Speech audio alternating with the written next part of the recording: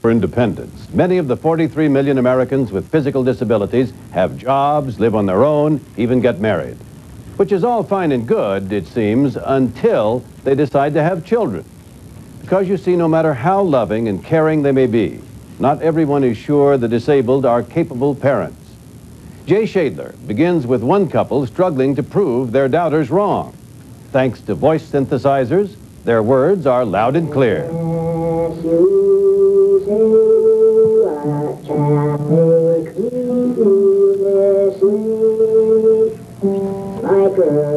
Love sounds the same, even when its voice has to be made by a computer.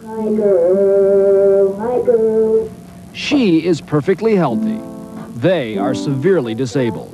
But together, Lee, Bill, and Natalie are a family.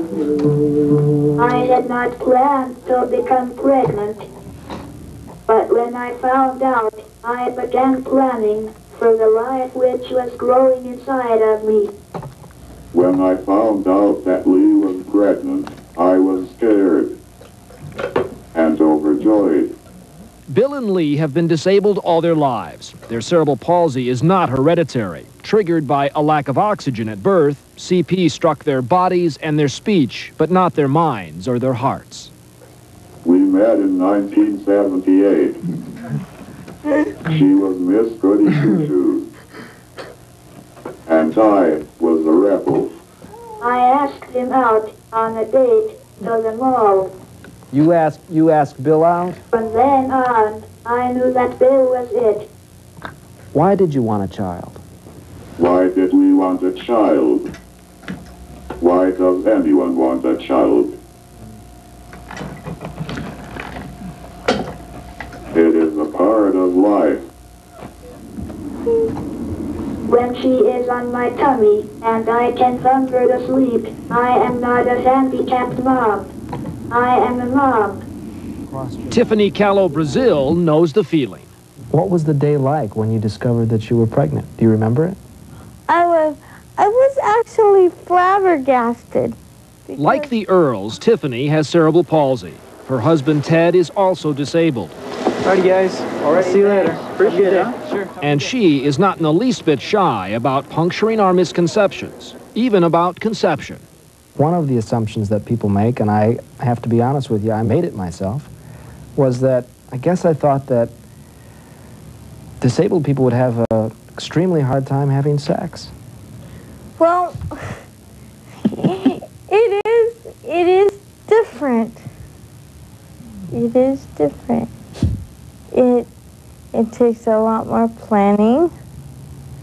It takes a little bit more time. But for Tiffany Brazil and the Earls, the joy of having their own children has given birth to an agonizing debate. Are the severely disabled fit to be parents?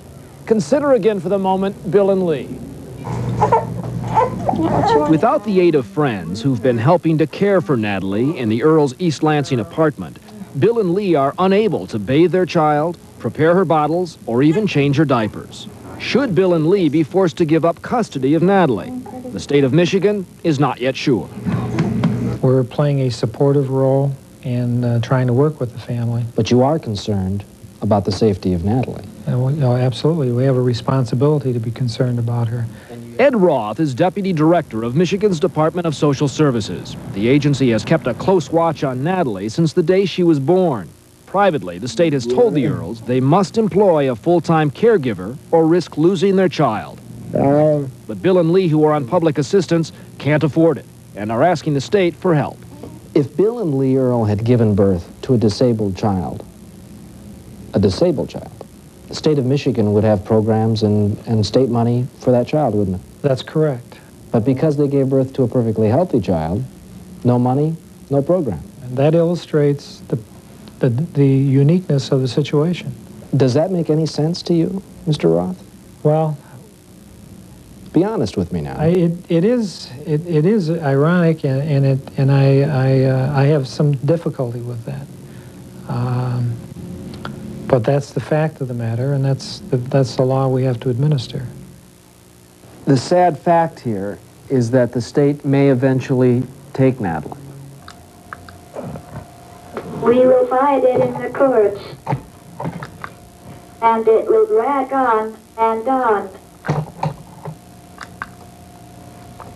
And all the money that the government is ready to spend on that fight could be put into preserving our family. You're ready to fight about this. To keep Natalie, you'll go to court. Tiffany Brazil fought to keep her children too, but lost. What was the day like when they took David away?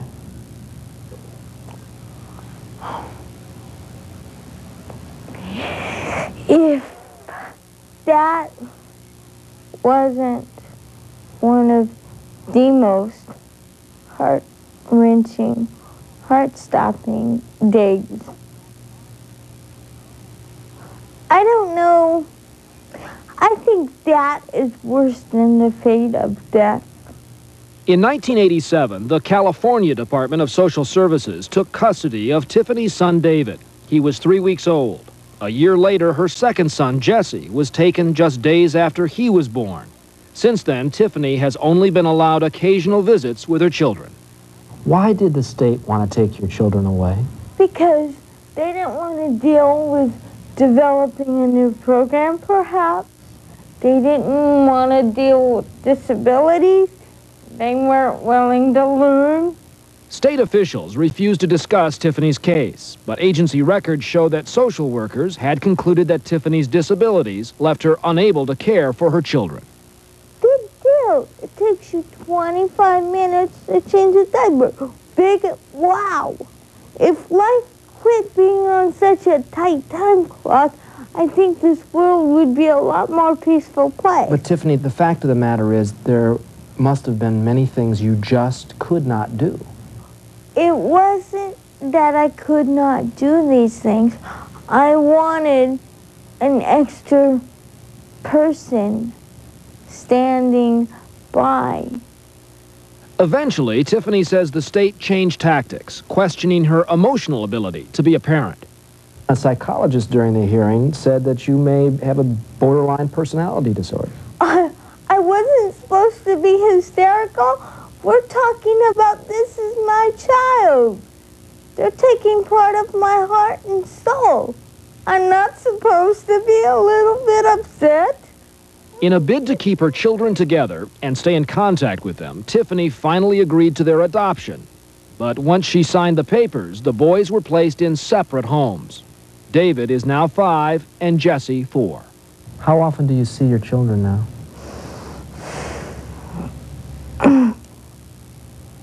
Twice a year for 2.5 hours. Could someone like Tiffany have been made a good mother? Absolutely. We've seen it many times.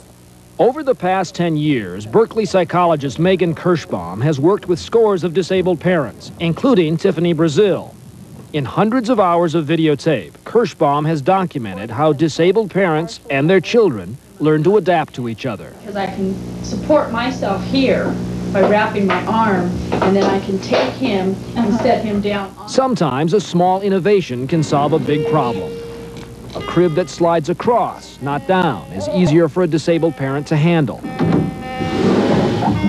And a customized changing table can help too. Clean the baby up. Tie her down again. Kirschbaum had never met Bill and Lee Earl. We showed her tapes of the family.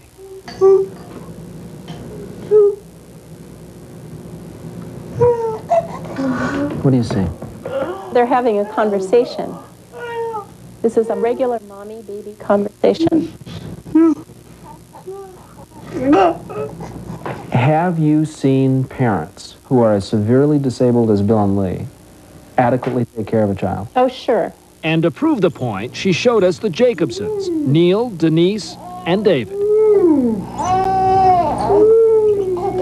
This is an example from the early tapes we did of Neil and Denise. How old was David here? He was about 3 months here. 3 months.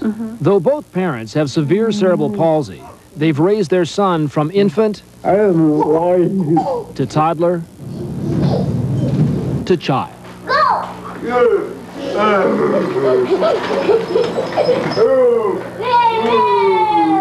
This is a scene that so few Americans imagine even takes place. Right. Right. I think this is the kind of thing I'd most want people to see. At the deepest level, it's the same as with any parent and baby. The Jacobsons live in an upper-middle-class neighborhood in Oakland, California.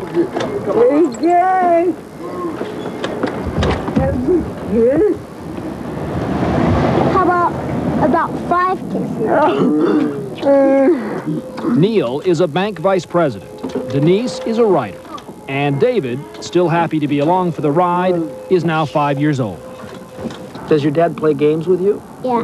What kind of? I think he plays on Candyland with me. He does? Yeah. How does he do that? Does he do it while he's sitting in the wheelchair? No, he gets out of his wheelchair. He comes down on the ground? Yeah. Is he pretty good at Candyland? Yeah. The Jacobsons are just one of many disabled couples who for years now have been quietly going about the business of raising their children. Okay. Yeah. But unlike the Earls and Tiffany Brazil, they are employed. That allowed them to pay for full-time help when David was an infant. They've cut that back to 3 hours a day now. The rest of the time, they manage on their own. I get to school. I pick him up. I take him to the playground. We go shopping. In other words, you do everything that parents and children do together. How are your parents different than other parents, David? They're in wheelchairs. And they don't have steady hands. Is that the only difference that you know? Yes. The fact that they don't have steady hands, is that ever a problem for you? Nah. That's never a problem. Do you ever have a hard time understanding your parents? Well, sometimes. Sometimes. What happens if you don't understand? What do you do? I just say that again. All your life, did you want to be a daddy? Yeah. Always. Always. And no matter how wonderful I thought it would be, it's 1,000 times better. You want to go for a ride? Have fun. It is fit in the whole life. That doesn't care about my disability. I'm daddy. I'm his daddy. If the Jacobsons have learned love is blind, the Earls still fear love might not be enough. The state continues to watch Natalie's care, so Bill and Lee have temporarily hired a young woman with her own mild cerebral palsy to help with Natalie's physical needs. Her emotional ones are still a matter between parent and child. You're first, man. My girl, my girl, my girl, talking about my girl, my girl. I will be there when she falls down and scrapes her knee to kiss it and make it better. I will go to PTA meetings and help her with her homework. I will stay up late when she goes out on a date. Natalie is my daughter. A few notes. Little Natalie is crawling now, but sadly her parents have separated. They are sharing custody and remain determined to raise her. Tiffany has co-written a book about the ordeal of losing her children. Young David Jacobson is thriving in kindergarten, while his mother Denise is finishing a book about her family.